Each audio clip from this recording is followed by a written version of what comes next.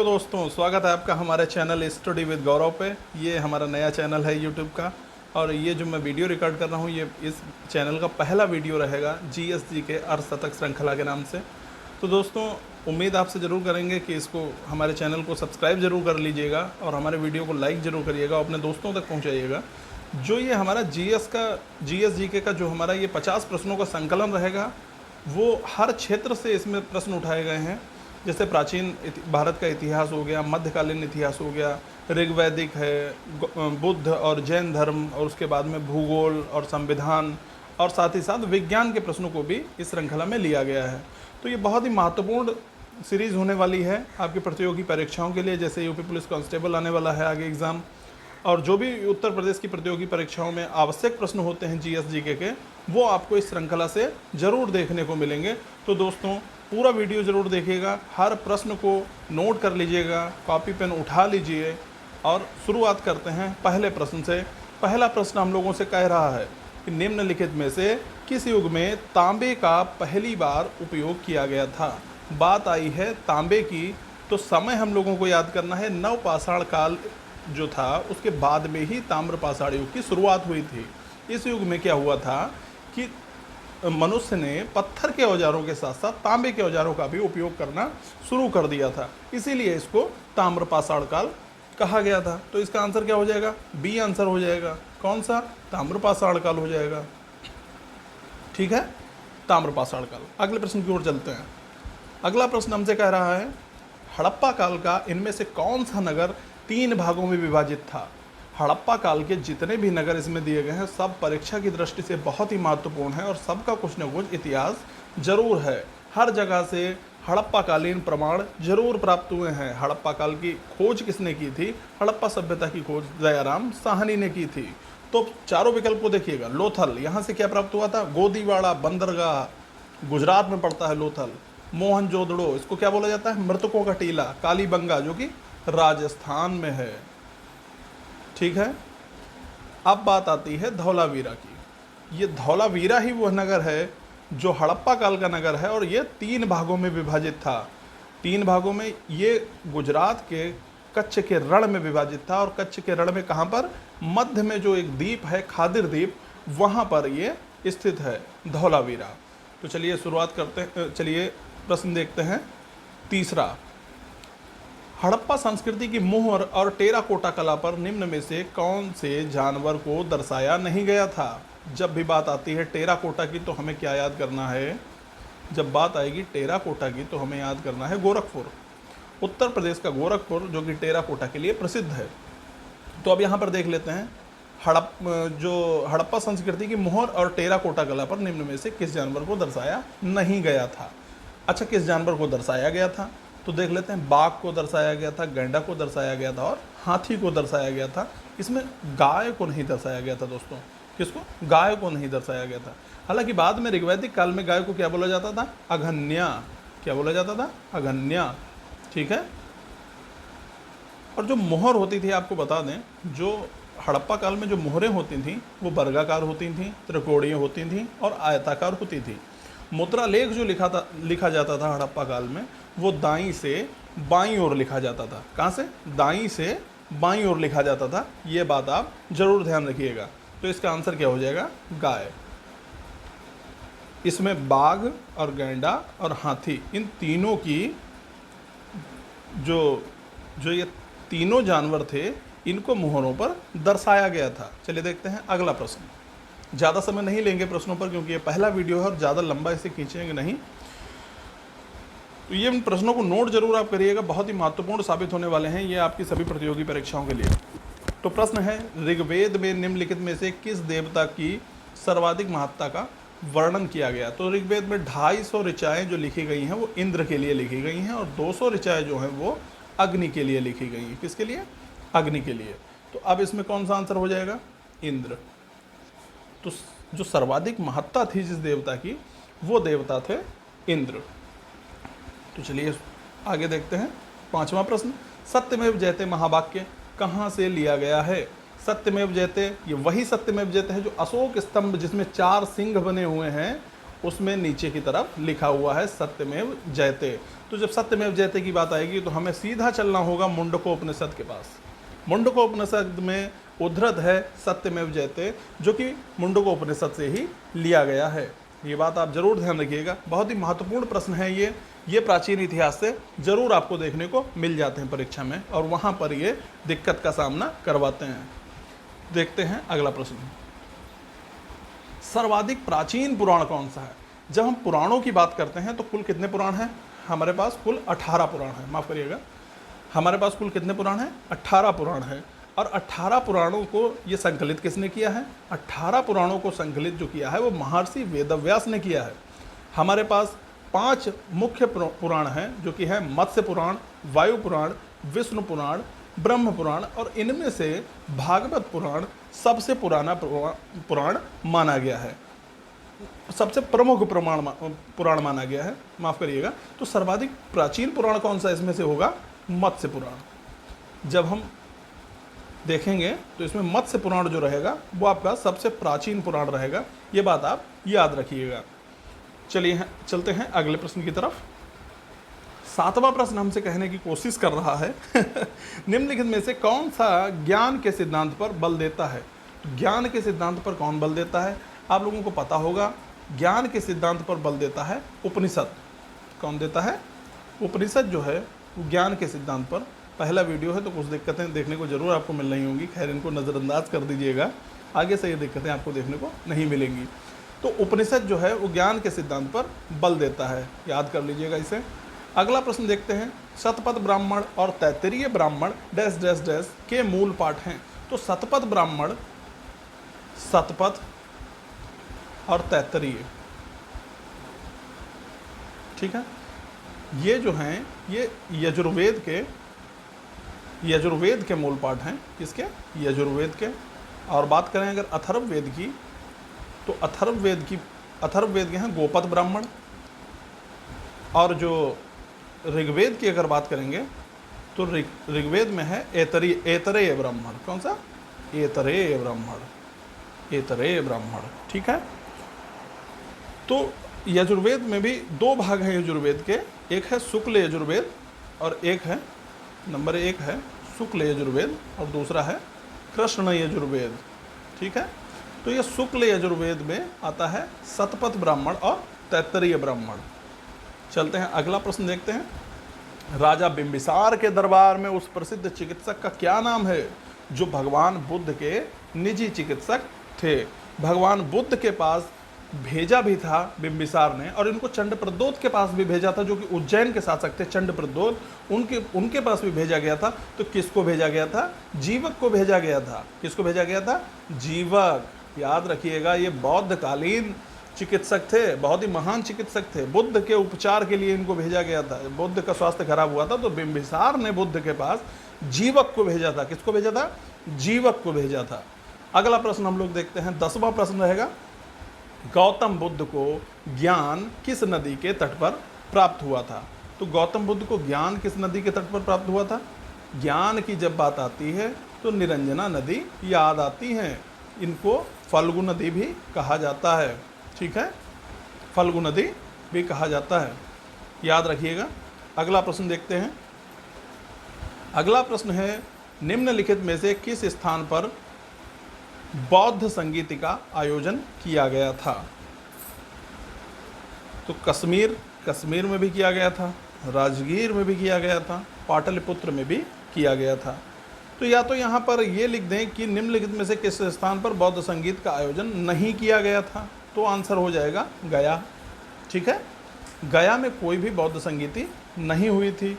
लेकिन अगर यहाँ पर कहा जाए निम्न में से किस स्थान पर प्रथम बौद्ध संगीति का आयोजन किया गया था, अगर ये यहाँ पर कह दिया जाए निम्न में से किस स्थान पर प्रथम बौद्ध संगीति, क्योंकि ये क्वेश्चन आया हुआ है इसलिए मैं आपको बता रहा हूँ, निम्नलिखित में से किस स्थान पर प्रथम बौद्ध संगीति का आयोजन किया गया था, तो यहाँ पर हो जाएगा राजगीर। समय याद करिए, अजातशत्रु वाला, ठीक है। तो प्रथम बौद्ध संगीति राजगीर, और 3 बौद्ध संगीति जो हुई थी उसमें कश्मीर भी रहेगा, राजगीर भी रहेगा, पाटलिपुत्र भी रहेगा, तो इसमें गया हो जाएगा। लेकिन हम लोगों ने प्रश्न यहाँ पर बना है कि निम्नलिखित में से किस स्थान पर प्रथम बौद्ध संगीति का आयोजन किया गया था। तो प्रथम बौद्ध संगीति की जब बात आएगी तब फिर आंसर हो जाएगा हम लोगों का राजगीर। कौन सा? राजगीर हो जाएगा। अगला प्रश्न देखते हैं। जैन धर्म का सबसे महत्वपूर्ण मौलिक सिद्धांत कौन सा? जब भी जैन धर्म की बात आएगी तो सबसे पहले जैन धर्म के जो प्रवर्तक थे वो कौन थे? सबसे पहले थे ऋषभदेव। कौन थे? ऋषभदेव। और जो 24वें तीर्थंकर थे वो कौन थे? जो 24वें तीर्थंकर थे जैन धर्म के, महावीर स्वामी। कौन थे? महावीर स्वामी। तो जब हम बात करते हैं जैन धर्म के सबसे महत्वपूर्ण मौलिक सिद्धांत की, तो मौलिक सिद्धांत याद करिए सत्य, अहिंसा, अपरिग्रह और अस्तेय। तो यहाँ पर क्या दिया गया है? यहाँ पर दिया गया है अहिंसा। तो ये अहिंसा हम लोगों का सही जवाब हो जाएगा। आंसर रहेगा इसका बी। जैन धर्म का सबसे महत्वपूर्ण मौलिक सिद्धांत कौन सा है? अहिंसा। ध्यान रखिएगा। अगला क्वेश्चन देखते हैं। अगला क्वेश्चन कह रहा है भगवान बुद्ध की 200 फीट ऊंची कांस्य प्रतिमा किस सिद्धांत पर स्थापित करने का निर्णय लिया गया था? ये प्रश्न अगर देखें तो ये आया हुआ प्रश्न है परीक्षा में, इसीलिए हमने इस प्रश्न को इसमें जगह दी है। तो देख लेते हैं, इसका आंसर वही होगा जहां पर बुद्ध का परिनिर्वाण हुआ था। परिनिर्वाण हुआ था, जहां पर बुद्ध ने सर्वाधिक उपदेश दिए हैं। क्या दिए हैं? सर्वाधिक उपदेश दिए हैं। ये उत्तर प्रदेश में स्थान पड़ता है। कौन सा है ये? कुशीनगर। हालांकि उत्तर प्रदेश के बोध गया को छोड़कर बाकी दोनों उत्तर प्रदेश के स्थान और भी हैं, लेकिन इसका आंसर हो जाएगा कुशीनगर। और आपको बता भी दें कि समाजवादी पार्टी की सरकार उत्तर प्रदेश में थी, जिसमें मुख्यमंत्री थे अखिलेश यादव। उन्होंने ये घोषणा की थी 200 फीट ऊंची कांस्य प्रतिमा कुशीनगर में स्थापित करने की। तो देखते हैं अगला प्रश्न। अगला प्रश्न कह रहा है कि त्रिपिटक निम्न में से किससे संबंधित है? पिटक की जब बात आती है, किसकी? पिटक की। इंग्लिश में अगर बात करें तो बास्केट भी बोल सकते हैं, ठीक है। तो जब हम लोगों की पिटक की बात आएगी तो सीधे बुद्ध दिमाग में आते होंगे। तो पिटक की बात आएगी तो बुद्ध दिमाग में आएंगे। तो बौद्ध धर्म से संबंधित ये प्रश्न है। तो बौद्ध धर्म में 3 पिटक थे। पहला था विनय पिटक, दूसरा था सुत्त पिटक और तीसरा था अभिधम्म पिटक। कौन सा? अभिधम्म पिटक। विनय, सुत्त, अभिधम्म। तो कौन हो जाएगा इसमें? बौद्ध। बी आंसर इसमें सही हो जाएगा। त्रिपिटक निम्न में से किससे संबंधित थे? बौद्धों से संबंधित थे, ठीक है। देखते हैं अगला प्रश्न। गौतम बुद्ध ने धर्म चक्र प्रवर्तन का उपदेश कहाँ दिया था? धर्म चक्र प्रवर्तन की जब बात करेंगे तो आ जाएगा पहला उपदेश। जब पहला उपदेश बुद्ध ने दिया था वो किसको दिया था? वो 5 ब्राह्मणों को दिया था। किसको दिया था? 5 ब्राह्मणों को दिया था। कहाँ दिया था? सारनाथ में दिया था। तो आंसर क्या हो जाएगा? सारनाथ। क्या हो जाएगा? सारनाथ, ठीक है। तो गौतम बुद्ध ने डैश डैश में धर्म चक्र प्रवर्तन का उपदेश दिया था। तो गौतम बुद्ध ने सारनाथ में धर्म चक्र प्रवर्तन का उपदेश दिया था। अगला प्रश्न देख लेते हैं। पहले जैन तीर्थंकर कौन थे? पहले जैन तीर्थंकर कौन थे? मैंने अभी पिछले क्वेश्चन में ही बताया था। पहले जैन तीर्थंकर की जब बात आएगी तो हम लोगों को ऋषभदेव याद आएंगे। कौन? ऋषभदेव। ऋषभदेव थे पहले तीर्थंकर। महावीर स्वामी थे अंतिम और 24वें तीर्थंकर, ठीक है। 24वें तीर्थंकर थे महावीर स्वामी। अब देखते हैं अगला क्वेश्चन। कनिष्क के शासनकाल के दौरान निम्नलिखित में से कौन सी बौद्ध संगीति आयोजित की गई थी? कनिष्क के शासनकाल में, कनिष्क की अगर हम लोग बात करते हैं तो हम लोगों को क्या याद आता है? कुषाण वंश। कौन? कुषाण वंश। कुषाण वंश का शासक था कौन? कनिष्क। और कनिष्क ने ही मथुरा को राजधानी बनाया था। किसको? मथुरा को राजधानी बनाया था। मथुरा कला शैली अपने चरम पर कब पहुंची? जब शासक कौन था? कनिष्क। तो कनिष्क किस वंश के थे? कनिष्क जो थे वो कुषाण वंश के शासक थे। और कौन सी संगीति आयोजित कराई गई थी? चौथी संगीति। कश्मीर के कुंडलवन में कनिष्क के द्वारा चौथी बौद्ध संगीति कश्मीर के कुंडलवन में आयोजित की गई थी। तो ये बात आप जरूर ध्यान रखिएगा। अगला प्रश्न देखते हैं। नगर पालिका प्रशासन की एक विस्तृत प्रणाली की स्थापना के लिए निम्नलिखित में से सबसे प्रसिद्ध राजा का नाम बताइए। तो नगर पालिका प्रशासन की जब बात आती है तो हम लोग सीधे चलते हैं मौर्य काल में। कहाँ चलते हैं? मौर्य काल में चलते हैं। तो सीधे चलेंगे मौर्य काल में। माफ़ करिएगा, कुछ गलतियाँ हो रही हैं पहले वीडियो की वजह से, आगे से नहीं ये गलतियाँ होंगी, ये मैं वादा करता हूँ आपसे। तो नगर पालिका प्रशासन की जब बात करेंगे तो सीधा कहाँ चलेंगे? मौर्य काल में। और मौर्य काल में जब चलेंगे तो मौर्य काल के महान राजा की याद आएगी, चंद्रगुप्त मौर्य। चंद्रगुप्त मौर्य का जो प्रशासन था, नगर पालिका प्रशासन की विस्तृत प्रणाली की स्थापना देखने को मिलती है। किसके शासन में? चंद्रगुप्त मौर्य के शासन में। अगला प्रश्न देखते हैं। अशोक के आक्रमण के दौरान कलिंग की राजधानी कौन सी थी? कलिंग आक्रमण की जब आपको बात याद आएगी तो आप याद करिए, जब कलिंग पर आक्रमण किया था अशोक ने, तब उसके बाद में फिर अशोक ने खुद को बदल लिया था और जो हिंसक तरीका था उसको छोड़ दिया था। अहिंसा के पथ पर अग्रसर हो गए थे अशोक और खुद को बदल लिया था। तो राजधानी कौन सी थी? कलिंग की राजधानी थी तोसाली राजधानी थी। बहुत ही विशाल युद्ध हुआ था अशोक का, जिसमें काफ़ी लोग मारे गए थे। उसके बाद में अशोक ने खुद की मानसिकता को बदला और हिंसा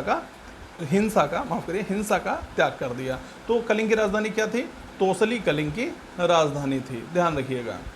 अगला प्रश्न देखते हैं। सम्राट अशोक का कौन सा शिलालेख कलिंग पर उसके विजय का उल्लेख करता है? तो कौन सा शिलालेख? देखिए, अशोक का जो भी विवरण मिलता है वो शिलालेख, स्तंभलेख और लघुलेख में देखने को मिलता है।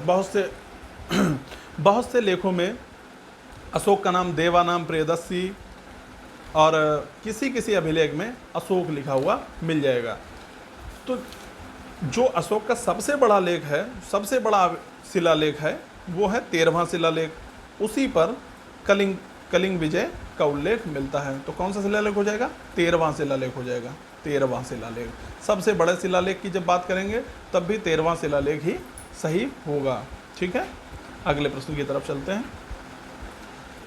योग दर्शन के प्रवर्तक कौन थे? योग दर्शन के प्रवर्तक कौन थे? योग दर्शन के प्रवर्तक कौन थे? आंसर ऑप्शन हम लोगों को दिया गया है। महर्षि जैमिनी, स्वामी रामदेव, महर्षि पतंजलि, महर्षि अरविंद।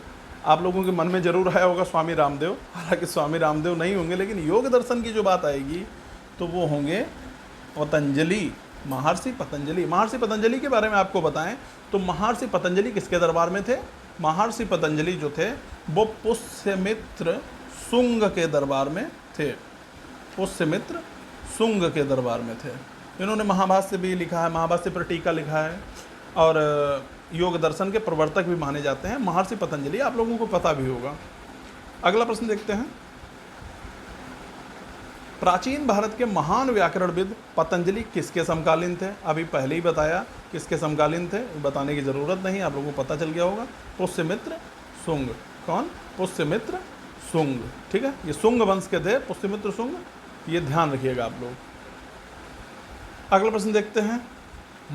हर्षवर्धन के शासनकाल के दौरान निम्नलिखित में से कौन सी राजधानी थी जो थानेश्वर से स्थानांतरित की गई थी? तो अगर जब हम लोग हर्षवर्धन की बात करेंगे तो हम लोगों को समय कौन सा याद रखना है? 606 ईस्वी से लेकर 647 ईस्वी, सही है ना? 606 ईस्वी से लेकर 647 ईस्वी तक। तो ये जो 41 वर्ष का शासन था, ये किसका था? हर्षवर्धन का।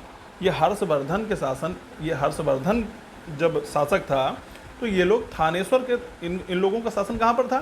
थानेश्वर में था। इनको वर्धन वंश भी कहा गया है, इनको वर्धन वंश भी कहा गया है। तो ये वर्धन वंश के भी थे। तो इनकी राजधानी थी थानेश्वर। फिर थानेश्वर से स्थानांतरित करके इन्होंने अपनी नई राजधानी जो बनाई थी वो कन्नौज बनाई थी। क्या बनाई थी? कन्नौज। ये कन्नौज कहाँ पड़ता है? उत्तर प्रदेश में। इसको क्या बोलते हैं? इत्र नगरी। क्या बोलते थे? इत्र नगरी। इत्र नगरी इसको बोलते हैं।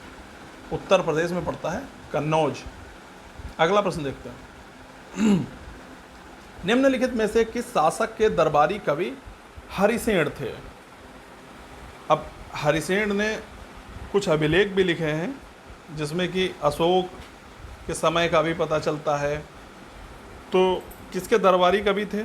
हरिसेन। तो हरिसेन की जब बात आएगी तब हम लोग कहाँ चलेंगे? गुप्त काल में। कहाँ चलेंगे? गुप्त काल में।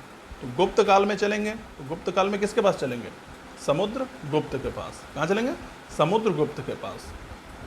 तो किस शासक के दरबारी कवि हरिसेन थे? समुद्र गुप्त के दरबारी कवि हरिसेन थे। ये नोट जरूर करिएगा, ये बात ध्यान रखिए, आप इनको नोट जरूर करिएगा। बहुत ही महत्वपूर्ण प्रश्नों का संकलन है।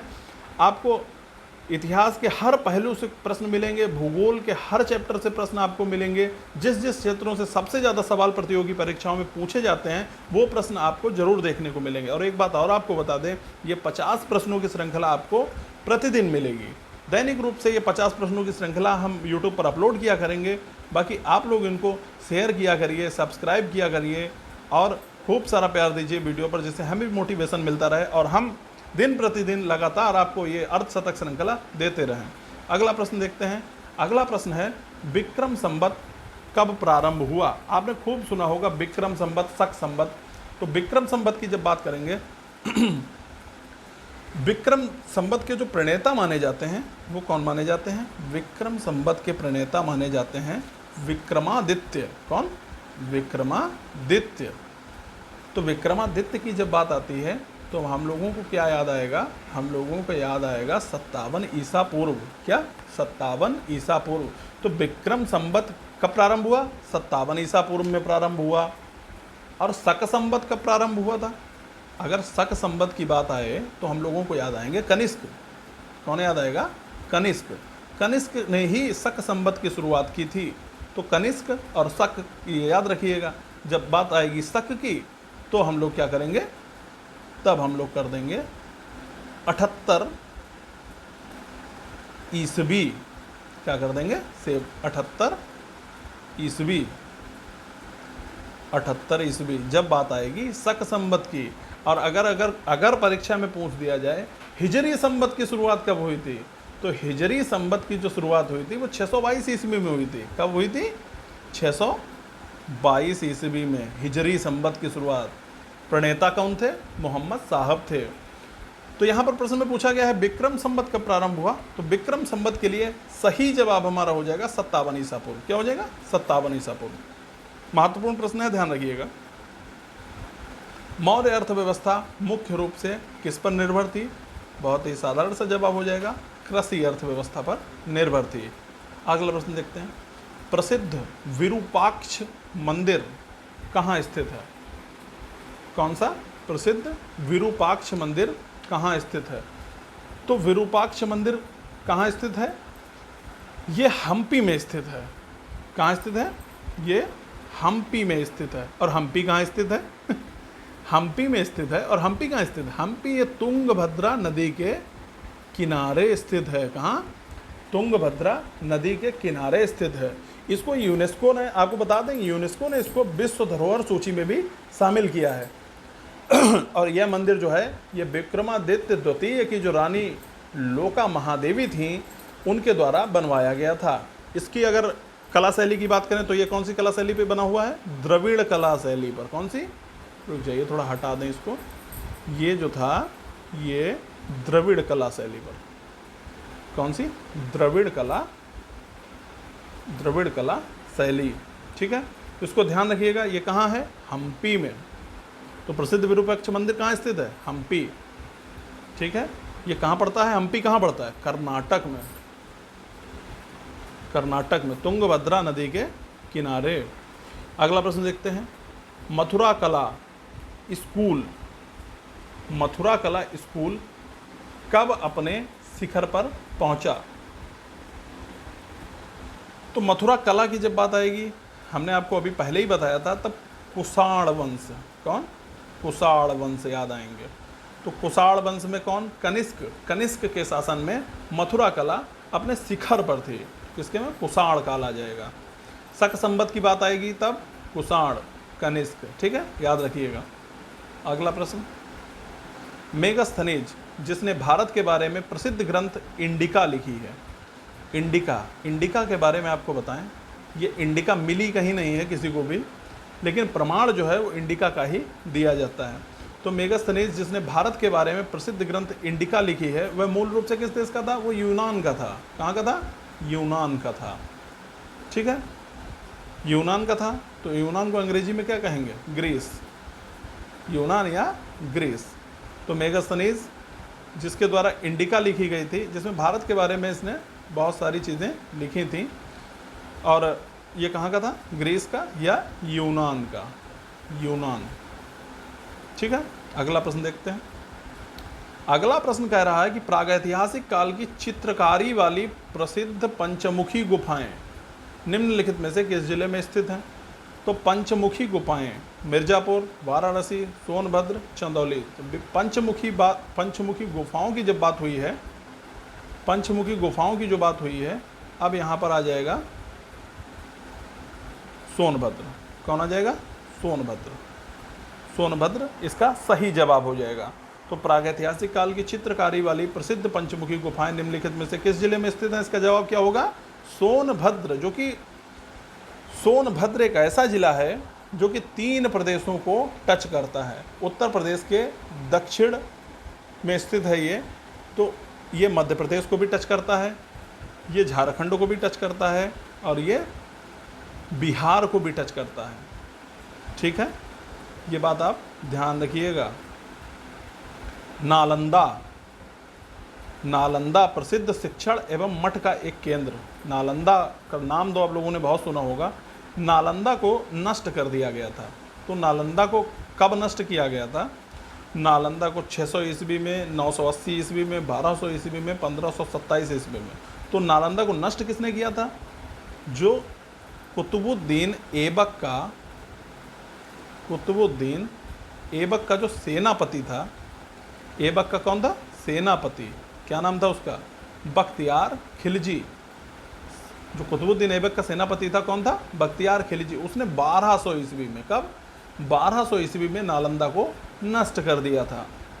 1200 ईस्वी में नालंदा को नष्ट कर दिया था। किसने? बख्तियार खिलजी ने। देखते हैं अगला प्रश्न।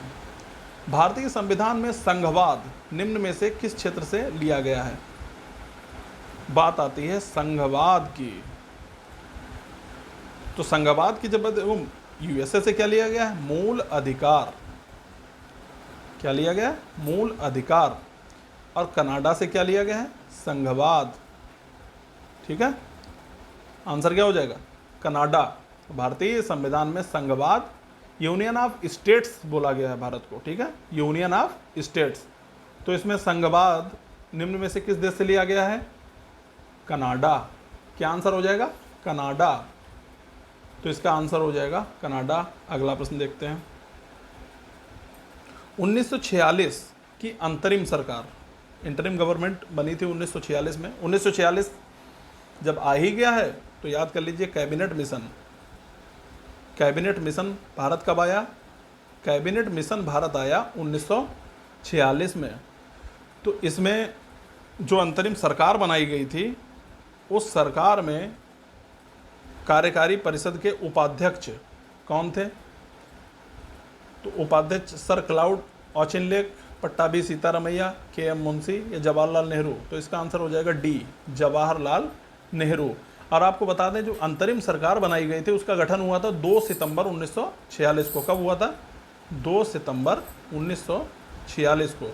और इसमें जो गृह मामला और सूचना और प्रसारण मंत्री बनाए गए थे, वो कौन बनाए गए थे? वो बनाए गए थे सरदार वल्लभ भाई पटेल। सरदार वल्लभ भाई पटेल बनाए गए थे इसमें गृह मामले और सूचना और प्रसारण मंत्री। रक्षा मंत्री कभी कभी पूछ देता है परीक्षा में। रक्षा मंत्री थे पहले जो अंतरिम सरकार में बने थे, कौन थे? बलदेव सिंह। कौन थे? बलदेव सिंह। तो आप इसमें याद रखिएगा 1946 की अंतरिम सरकार में कार्यकारी परिषद के उपाध्यक्ष कौन थे? जवाहरलाल नेहरू। अगला प्रश्न देखते हैं। निम्नलिखित में से क्या भारतीय संविधान की मुख्य विशेषता नहीं है? अर्धसंघीय संरचना सही है, प्रतिबद्ध न्यायतंत्र, शक्तियों का वितरण बिल्कुल सही है, लिखित संविधान और संविधान की सर्वोच्चता। सबसे बड़ा लिखित संविधान अगर पूछा जाए कहाँ का है, तो वो सिर्फ अपने भारत का ही है। किसका? अपने भारत का सबसे बड़ा लिखित संविधान है। तो इसमें क्या हो जाएगा? प्रतिबद्ध न्यायतंत्र वाला ही ये जवाब सही हो जाएगा कि भारतीय संविधान की मुख्य विशेषता जो है वो है स्वतंत्र न्यायतंत्र। क्या है? स्वतंत्र स्वतंत्र न्यायपालिका अपने भारत के संविधान की मुख्य विशेषता है, प्रतिबद्ध न्यायतंत्र नहीं है। ठीक है, अगला प्रश्न देखते हैं। मॉन्टफोर्ड सुधारों की सबसे महत्वपूर्ण विशेषता थी। मॉन्टफोर्ड सुधारों की जब बात आई है तब याद करिए भारत शासन अधिनियम 1919। तो जो भारत शासन अधिनियम, क्या भारत शासन अधिनियम 1919 जो है, इसी को मॉन्टेग्यू चेम्सफोर्ड कहा गया। क्या मॉन्टेग्यू, लिख तो नहीं सही से पा रहा है, मॉन्टेग्यू चेम्सफोर्ड सुधार या मॉन्टेग्यू चेम्सफोर्ड सुधार के नाम से ही इसको जाना जाता है, या इसको मॉन्टफोर्ड सुधार के नाम से भी लिख दिया जाता है। पता चला परीक्षा में मॉन्टफोर्ड सुधार के नाम से आ जाए तो आप कहें नहीं, हमने तो मॉन्टेग्यू चेम्सफोर्ड ही पढ़ा था। तो ये इसमें क्या लिखा गया था, इसकी विशेषता क्या थी? केंद्र एवं रियासतों के मध्य शक्तियों का विभाजन, ऐसा तो नहीं था। केंद्र एवं रियासतों के साथ साथ द्वैध शासित रियासतों के मध्य शक्तियों का विभाजन। तीसरा है रियासतों में द्विशासन या इनमें से कोई नहीं। तो इसका जो सही जवाब होगा वो बी वाला हो जाएगा, केंद्र एवं रियासतों के साथ साथ द्वैध शासित रियासतों के मध्य शक्ति का विभाजन। द्वैध शासन की बात आई है तो आपको एक महत्वपूर्ण जानकारी दे दें। द्वैध शासन का जो सिद्धांत था वो सबसे पहले किसने दिया था? तो सबसे पहले अगर या प्रतिपादक की बात आ जाए तो लियोनल कार्टिस का नाम आप याद रखिएगा। किसका? लियोनल मैसी ना याद करिएगा, लियोनल कार्टिस। तो लियोनल कार्टिस जो थे, इनकी एक पुस्तक थी, क्या नाम था उसका? डायरकी नाम था इनकी पुस्तक का। किनकी पुस्तक का? Lionel Curtis. तो जब भी द्वैध शासन के प्रतिपादक की बात आएगी तो आपको क्या याद करना होगा?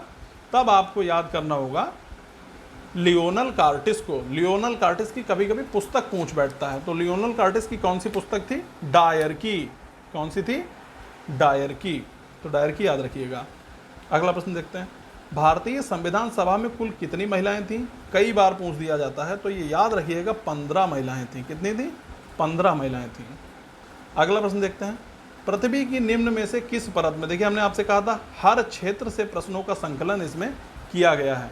तो जब हर क्षेत्र से किया गया है तो फिर आपको भूगोल भी देखने को मिल गया है। सवाल पूछा गया है कि पृथ्वी की निम्न में से किस परत में वायुमंडलीय ओजोन परत अधिकतर केंद्रित है? ओजोन परत कहाँ है? ओजोन का सूत्र क्या होता है? Ozone O3। ओजोन लेयर की बात हो रही है, तो ओजोन लेयर कहाँ पर है? ये है समताप मंडल में। कहाँ पर है? समताप मंडल में। ये जो हानिकारक किरणें होती हैं जो पृथ्वी तक आएंगी और मनुष्य को जो नुकसान करेंगी, जो भी त्वचा रोग हो सकते हैं, कैंसर जैसी बीमारियां हो सकती हैं, तो ओजोन परत क्या करती है? उन चीज़ों से बचाव करती है। जो भी हानिकारक रेडिएशन जो होता है उसको बचाता है, उसको ये अवशोषित कर लेता है जो सूर्य का प्रकाश आता है। तो ओजोन परत बहुत ही कारगर है हम लोगों के लिए, और ये जो सूर्य का प्रकाश हम लोगों को मिलता है तो ये उतना नुकसान नहीं करता। ओजोन परत क्या करता है कि जो नुकसान वाले जो विकिरण होते हैं उनको वहीं पर अवशोषित कर लेता है। ये कहाँ पर स्थित है? समताप मंडल, या इंग्लिश में अगर आ जाए तो स्ट्रेटोस्फेयर। निम्नलिखित वाक्यों में से कौन सा सही ढंग से ग्रहों के उनके आकार के अवरोही क्रम को दर्शाता है? ग्रहों की अगर बात आए तो ग्रह याद रखिएगा, सबसे बड़े ग्रह की बात आएगी तो सबसे बड़ा ग्रह कौन सा हो जाएगा? बृहस्पति। कौन सा? बृहस्पति। और सबसे छोटा कौन सा हो जाएगा? बुध। तो पहले बुध आता है, बुध छोटा, बुध के बाद बृहस्पति आता है, बृहस्पति सबसे बड़ा। तो इसमें जो क्रम है मंगल पृथ्वी गलत हो जाएगा, अवरोही क्रम पूछा गया है। बृहस्पति अरुण शनि शुक्र गलत हो जाएगा। बृहस्पति पृथ्वी मंगल बुध, शनि बृहस्पति पृथ्वी शुक्र गलत हो जाएगा। तो आंसर क्या हो जाएगा? सी। सबसे बड़ा बृहस्पति और सबसे छोटा बुध। देखते हैं अगला प्रश्न। अगला प्रश्न कह रहा है या कहने की कोशिश कर रहा है कि टूट कर गिरते हुए पिंडों के सिद्धांत की खोज सर्वप्रथम किसने की थी? टूट कर गिरते हुए पिंडों की खोज किसने की थी? तो टूट कर गिरते हुए पिंडों के सिद्धांत की खोज गैलीलियो ने की थी। किसने? गैलीलियो। याद रखिएगा आप लोग, ऐसे एक सवाल आ जाते हैं गैलीलियो जिसमें डायरेक्ट खोज करता या प्रतिपादक ये पूछ लेता है, तो ये आपको जरूर कहीं पर नोट करके रखने हैं। तो प्रश्न देखेंगे। नासा के अनुसार सूर्य के बाद पृथ्वी का निकटतम तारा कौन सा है? सूर्य के बाद पृथ्वी का निकटतम तारा कौन सा है? पहले बात बताइए, सूर्य क्या है? सूर्य भी एक तारा ही है, ठीक है। पूछा क्या गया है? सूर्य के बाद पृथ्वी का सबसे निकटतम तारा। सुना भी होगा आपने, काफ़ी प्रसिद्ध प्रश्न है ये, कई बार परीक्षाओं में पूछा गया है। कौन सा हो जाएगा? ये हो जाएगा प्रॉक्सिमा सेंचुरी। कौन सा? प्रॉक्सिमा सेंचुरी, ठीक है। अगला प्रश्न है, एक टेक्टोनिक प्लेट क्या है जो एशियाई और प्रशांत प्लेट के बीच स्थित है? तो इसमें विकल्प जो दिए गए हैं हम लोगों को, कोकोस प्लेट, नाजका प्लेट, अरबी प्लेट और फिलीपीन प्लेट। तो प्रश्न कह रहा है टेक्टोनिक प्लेट का जब भी जिक्र होगा सवालों में, तो टेक्टोनिक प्लेट जो है वो संबंधित होती हैं पृथ्वी की आंतरिक संरचना से। ये जो भूकंप वगैरह की जो स्थितियां बनती हैं वो इन्हीं प्लेटों के ही, जो हम लोग कहते हैं ना प्लेट खिसक गई है, जो भी है वो यही प्लेट्स होती हैं। कौन सी? Tectonic plate. टेक्टोनिक प्लेट याद रखिएगा। तो इसका आंसर हो जाएगा डी वाला, फिलीपीन प्लेट। छुपा ही दिया बिल्कुल। इसका डी वाला आंसर हो जाएगा फिलीपीन प्लेट। फिलीपीन प्लेट इसका सही आंसर हो जाएगा। चलते हैं नेक्स्ट। निम्न में से किस ग्रह के सबसे अधिक प्राकृतिक उपग्रह हैं? निम्न में से किस ग्रह के सबसे अधिक प्राकृतिक उपग्रह हैं? तो अगर ज्ञात उपग्रह की बात करी जाए, किसकी? ज्ञात उपग्रह की, तो ज्ञात उपग्रह जो बृहस्पति के पास हैं वो हैं 67। कितने? 67। और अगर शनि के पास की जाए ज्ञात उपग्रह, तो शनि के पास ज्ञात उपग्रह हो जाएंगे 82, ठीक है। 67 जो ज्ञात उपग्रह 67 थे बृहस्पति के पास, और शनि के पास कितने? 82। हालांकि अब अगर कुल उपग्रह की बात करें तो 79 बृहस्पति के पास है। कितने? 79। 79 लिखने में बहुत ही कठिनाई होती है लोगों को, 79 और 89। तो 79 मैंने 79, ठीक है। बृहस्पति के पास कुल उपग्रह 79 हैं, और शनि के पास कुल उपग्रह जो ज्ञात उपग्रह हैं वो कितने हैं? शनि के पास हैं 82, 82। लेकिन अगर कुल पूछे तो कुल जो नया डाटा है उसमें 145 दिखाते हैं, ठीक है। तो ये ध्यान रखिएगा, विकल्प में आपको 145 भी मिल सकता है। और शनि का सबसे बड़ा कौन सा है? शनि का सबसे बड़ा जो उपग्रह है, शनि का सबसे बड़ा उपग्रह, शनि का, माफ़ करिएगा गलतियाँ बार बार हो रही हैं, शनि का सबसे बड़ा जो उपग्रह है वो है टाइटन। कौन सा है? टाइटन। और अगर बृहस्पति की बात करें तो बृहस्पति का सबसे बड़ा उपग्रह कौन सा है? बृहस्पति का सबसे बड़ा उपग्रह है गैनीमिड। कौन सा? गैनीमिड। नोट कर लीजिएगा जरूर, यह सोचना बहुत ही महत्वपूर्ण है। ये प्रश्नों के साथ जो भी चीज़ें बता रहे हैं बहुत ही उपयोगी साबित होने वाली हैं सभी प्रतियोगी परीक्षाओं के लिए, ये बात आप जरूर याद रखिएगा। तो इसका आंसर क्या हो जाएगा? सबसे अधिक प्राकृतिक उपग्रह किसके पास है? शनि के पास है। अगला प्रश्न, चंद्रमा की सतह पर कौन सा तत्व पाया जाता है? चंद्रमा की सतह पर, चंद्रमा टिन, टंगस्टन, लोहा, टाइटेनियम। तो बताइए चंद्रमा की सतह पर कौन सा तत्व पाया जाता है? तो चंद्रमा की सतह पर तत्व पाया जाता है टाइटेनियम। कौन सा? टाइटेनियम। और आपको एक चीज़ और बता दें, जो चंद्रमा की आंतरिक स्थिति और चंद्रमा की सतह का अध्ययन किया जाता है, वो जो विज्ञान की शाखा होती है उसको क्या बोलते हैं? क्या बोलते हैं उसको? सेलेनोलॉजी। सेलेनोलॉजी, ठीक है। ये भी कभी कभी आ जाता है। तो सेलेनोलॉजी किसे कहते हैं? चंद्रमा की आंतरिक स्थिति का अध्ययन करने वाले विज्ञान को सेलेनोलॉजी कहते हैं। अगर पूछ दिया जाए चंद्रमा एवं पृथ्वी के बीच की औसतन दूरी कितनी है? चंद्रमा एवं पृथ्वी के बीच की औसतन दूरी कितनी है? तो चंद्रमा एवं पृथ्वी के बीच की औसतन दूरी की जब बात करेंगे तब हम लोग बात करेंगे 3,84,000 किलोमीटर। कितनी? 3,84,000 किलोमीटर। हालांकि ये पूछेगा नहीं, लेकिन फिर भी आप याद रखिए चंद्रमा की सतह पर कौन सा तत्व पाया जाता है? टाइटेनियम पाया जाता है। चंद्रमा की आंतरिक स्थिति और सतह का अध्ययन जो किया जाता है विज्ञान की कौन सी शाखा कहलाती है? सेलेनोलॉजी। और चंद्रमा और पृथ्वी के बीच की औसतन दूरी कितनी है? 3,84,000 किलोमीटर। ठीक है। अगला प्रश्न, विश्व को कितने प्रमुख टाइम जोन में विभाजित किया गया है? बात आती है टाइम जोन की। जैसे कहीं वेस्ट इंडीज में मैच हो रहा है, कहीं साउथ अफ्रीका में मैच हो रहा है, तो हम लोग यहाँ टीवी पहले खोल के बैठ जाते हैं तो टाइम जोन यही होता है। टाइम जोन जो कुल टाइम जोन है वो है 24 कुल टाइम जोन है। जो 0 डिग्री जो समय रेखा मानी गई है तो उसको GMT बोलते हैं। क्या बोलते हैं? GMT। इसको 0 डिग्री समय रेखा या शून्य देशांतर पर स्थित जो ग्रीनविच है वहाँ से ये रेखा गुजरती है, और वही जो है वो अंतर्राष्ट्रीय मानक समय कहा जाता है। या अंतर्राष्ट्रीय मानक समय रेखा कहाँ से गुजरती है, ये भी प्रश्न आ जाता है। तो अंतर्राष्ट्रीय मानक समय रेखा जो गुजरती है वो ग्रीनविच से गुजरती है। ये ग्रीनविच है कहाँ? ये ग्रीनविच जो है वो ग्रेट ब्रिटेन में है। कहाँ है? ब्रिटेन में स्थित है ग्रीनविच। क्या स्थित है? ग्रीनविच। और ग्रीनविच में ही 0 डिग्री समय रेखा है। उसी को अंतर्राष्ट्रीय जो स्टैंडर्ड टाइम रहता है, ठीक है, तो वो कहाँ से माना जाता है? वो ग्रीनविच या GMT, ग्रीनविच मीन टाइम बोलते हैं उसको। क्या बोलते हैं? Greenwich mean time. या आपको GMT लिखा हुआ दिख जाता होगा कहीं पर भी। उसके बाद अगर भारतीय समय रेखा की बात करें तो वो कितनी है? 82.5 अंश। कितनी है भारतीय समय रेखा? भारतीय जो समय रेखा है वो है 82.5 अंश। 82.5 अंश। ठीक है। तो आंसर इसका क्या हो जाएगा? आंसर हो जाएगा 24। विश्व को कितने प्रमुख टाइम जोन में विभाजित किया गया है?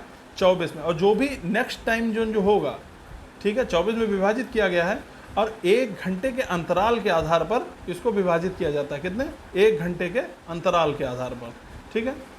और अगर सबसे ज़्यादा टाइम जोन की अगर बात करी जाए तो सबसे ज़्यादा टाइम जोन हैं फ्रांस के पास। कुल हैं 12। कितने? 12। ठीक है। अगला प्रश्न देखते हैं। भारतीय मानक समय ग्रीनविच माध्य समय से कितना आगे है? हमने अभी आपको बताया था कि भारत की जो समय रेखा है, जो भारत की समय रेखा है वो है 82.5 अंश। कितनी है? 82.5 अंश। और जो GMT की जब हम बात करते हैं ग्रीनविच मीन टाइम 0 डिग्री। ठीक है। तो जितना हम लोग पूर्व की ओर होंगे GMT से, ग्रीनविच से, उतना ही समय यहाँ पर आगे होगा। तो हमारे यहाँ समय कितना आगे होगा? 5.5, मतलब 5 घंटा 30 मिनट। ठीक है। अगर इसको हम लोग कैलकुलेट करेंगे कभी तो 1 घंटे में 15 डिग्री। ठीक है। इस हिसाब से जब आप कैलकुलेट करेंगे तो 5.5 घंटे आ जाएगा। 5 घंटा 30 मिनट।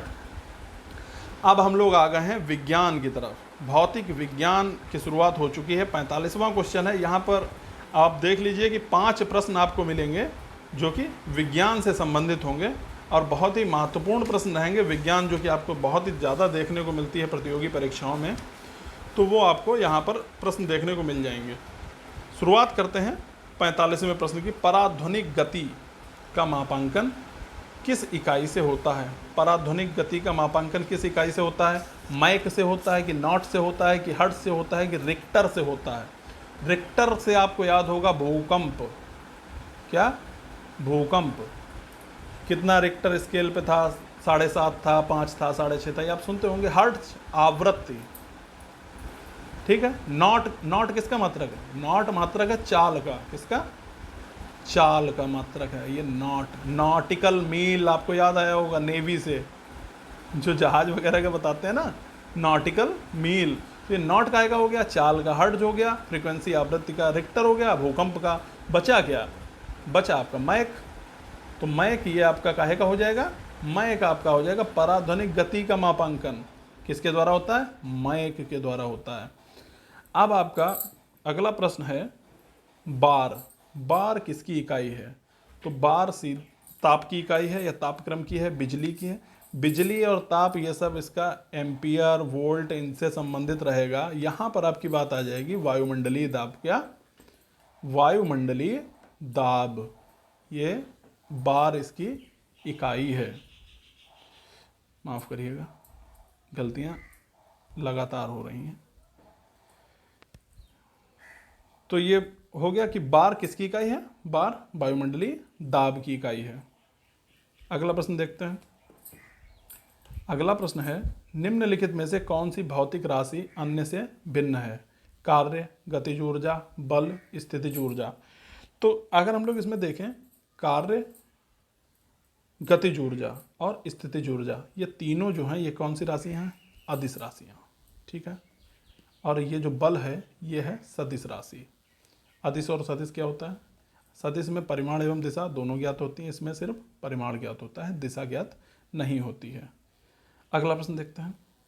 एक गतिशील बस में अचानक ब्रेक लगाने से, एक गतिशील बस में अचानक ब्रेक लगाने से सवारी आगे की ओर झुक जाती है। किधर झुक जाती है? आगे की ओर झुक जाती है। तो ये न्यूटन के आंसर पहले ही दिए जरा, चलिए खैर विकल्प में भी है। न्यूटन के किस नियम का पालन करता है? न्यूटन के प्रथम नियम का, न्यूटन के द्वितीय नियम का, न्यूटन के तृतीय नियम का और संवेग का। बहुत ही नॉर्मल क्वेश्चन इसको कहेंगे, क्योंकि जब भी हम लोग न्यूटन को जानना सीखते हैं तब से ही इन प्रश्नों का सिलसिला चलता रहता है। तो इसमें क्या हो जाएगा? न्यूटन के गति का जो, न्यूटन का जो प्रथम नियम था, कौन सा? न्यूटन का प्रथम नियम। इसका आंसर कौन सा हो जाएगा? आंसर बी, आंसर ए।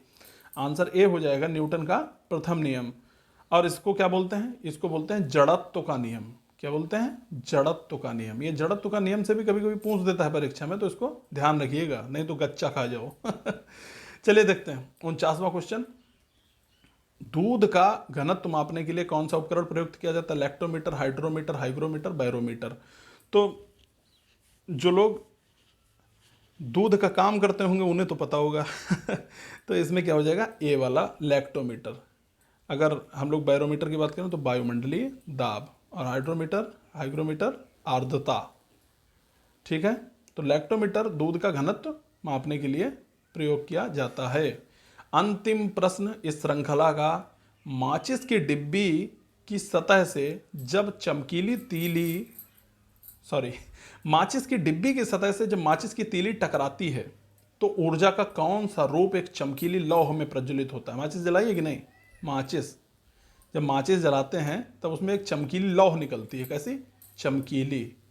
तो ये क्या होता है? ये रासायनिक परिवर्तन होते हैं इसमें। तो इसमें क्या हो जाएगा? जो प्रज्वलित होता है वो क्या है? वो किसके कारण बनता है? रासायनिक ऊर्जा के कारण। किसके कारण? रासायनिक ऊर्जा के कारण। तो दोस्तों इसी के साथ ये श्रृंखला ये समाप्त होती है। 50 प्रश्नों की, बहुत ही अति महत्वपूर्ण प्रश्न थे। कोशिश की है अच्छे से समझाने की, और उम्मीद करता हूं कि आपके समझ में भी आई होगी। हालांकि ये आज हमारा पहला वीडियो है, नया चैनल है। उम्मीद करूंगा कि ज़रूर आप इस चैनल को सब्सक्राइब करेंगे, इस वीडियो को लाइक करेंगे और अपने दोस्तों को भी शेयर, दोस्तों के पास भी शेयर करेंगे और बहुत सारा प्यार देंगे इसको। और ये जो श्रृंखला है, ये जो जीके जीएस की श्रृंखला है, अर्धशतक श्रृंखला, ये आपको प्रतिदिन मिलेगी। कैसे? प्रतिदिन। तो प्रतिदिन 50 प्रश्न हर क्षेत्र से हैं। तो आप समझ सकते हैं कि जीके जीएस आपका स्ट्रांग होने वाला है। जीके जीएस आपका कैसा हो जाएगा? स्ट्रांग। ये मेरी गारंटी है। आप बस जुड़े रहिए हमारे साथ और चैनल को सब्सक्राइब करिए, दोस्तों तक पहुंचाइए। इससे हमें भी मोटिवेशन मिलेगा और हम आपके पास बहुत ही अच्छे अच्छे प्रश्नों का संकलन रोज लाते रहेंगे, जो कि आपकी प्रतियोगी परीक्षाओं के लिए कैसे साबित होंगे? रामबाण। ठीक है, ये बात भी आप नोट करिएगा। धन्यवाद। जय श्री राम। मिलते हैं अगले वीडियो के साथ।